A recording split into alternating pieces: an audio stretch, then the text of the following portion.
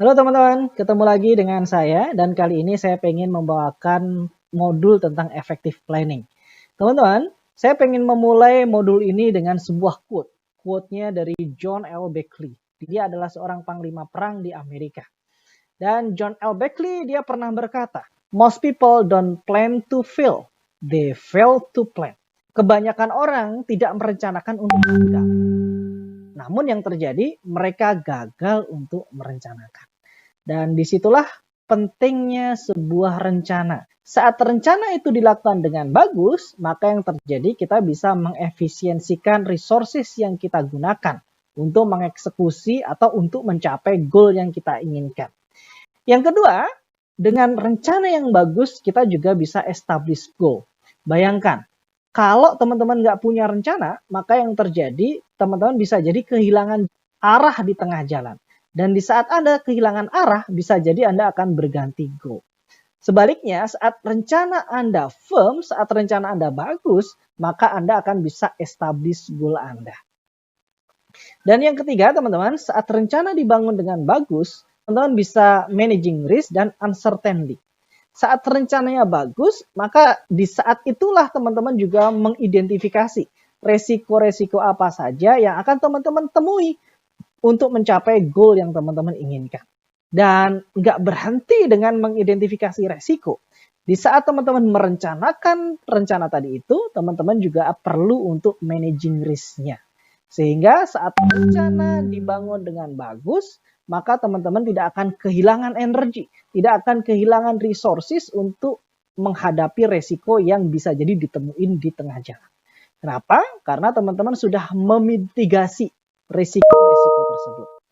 Dengan rencana yang bagus, teman-teman juga mampu membangun tim yang bagus. Saat Anda berada dalam sebuah tim dan Anda tidak punya rencana yang bagus, yang terjadi berikutnya orang saling mengandalkan. Semuanya saling mengandalkan. Oh si A yang harusnya melakukan, oh si B yang harusnya melakukan. Sebaliknya, kalau plannya bagus, maka yang terjadi orang tahu siapa melakukan apa dan kapan due date-nya. Sehingga timnya akan terbangun dengan bagus. Dan yang terakhir, dengan plan yang bagus, maka Anda bisa menciptakan creating competitive advantage. Orang lain yang tidak punya plan hanya menghasilkan 10, maka dengan plan yang bagus bisa jadi Anda bisa menghasilkan 30. Dengan plan yang bagus Anda bisa menghasilkan 50. Kita sudah berbicara panjang lebar tentang planning. Pertanyaannya, planning itu apa sih? Planning ini adalah proses untuk menentukan rangkaian kegiatan agar mencapai sasaran secara efektif dan efisien. Ingat, kata kuncinya adalah rangkaian kegiatan. So, teman-teman butuh mencacah kegiatan-kegiatan yang diperlukan untuk mencapai goal besar yang teman-teman inginkan. Dan tentu saja rangkaian aktivitas-aktivitas tadi itu dipilih rangkaian aktivitas yang efektif dan efisien. Seperti apa caranya untuk mendapatkan planning yang bagus? Teman-teman perlu ingat 4 hal. Yang pertama adalah insight, yang kedua adalah foresight, yang ketiga adalah studi eksploratif, dan yang keempat adalah doorstep. Insight adalah kemampuan menghimpun fakta.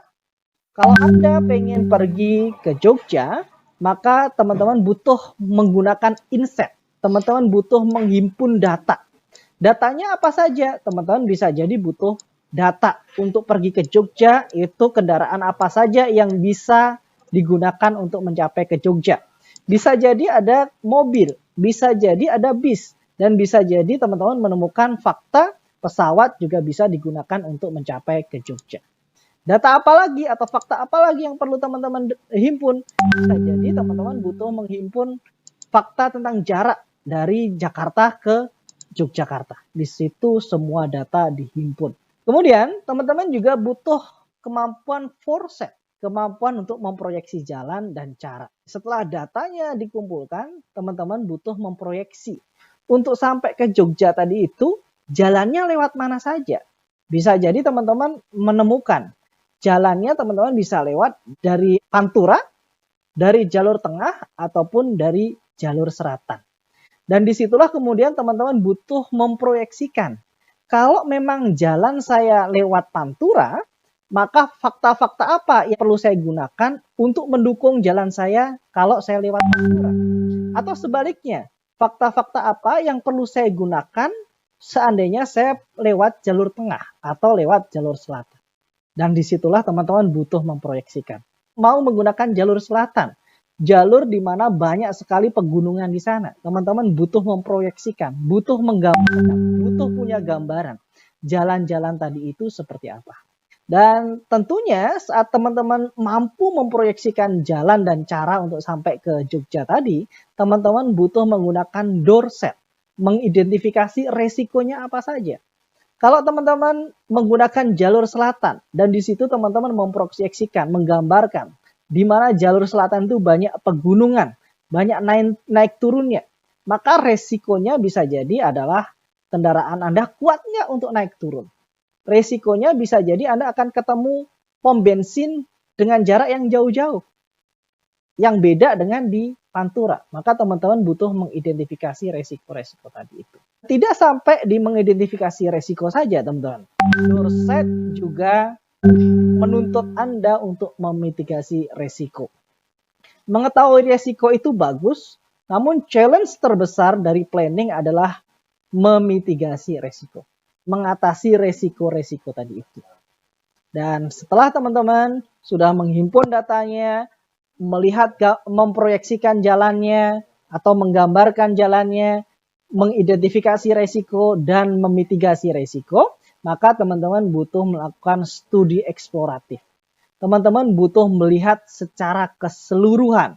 Kalau tadi teman-teman sudah mengidentifikasi jalur utara resikonya seperti apa, mitigasinya seperti apa, jalur selatan seperti apa, jalur tengah seperti apa, dan disinilah kemudian teman-teman butuh melakukan studi eksploratif. Memilih pilihan mana yang teman-teman butuh ambil. Demikianlah cara membuat planning dan ingatlah satu hal. Di semua organisasi, planning ini dibutuhkan oleh organisasi.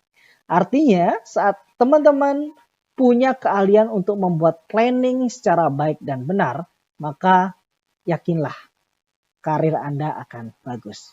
Terima kasih. Ketemu lagi dengan saya di kesempatan yang lain. Bye.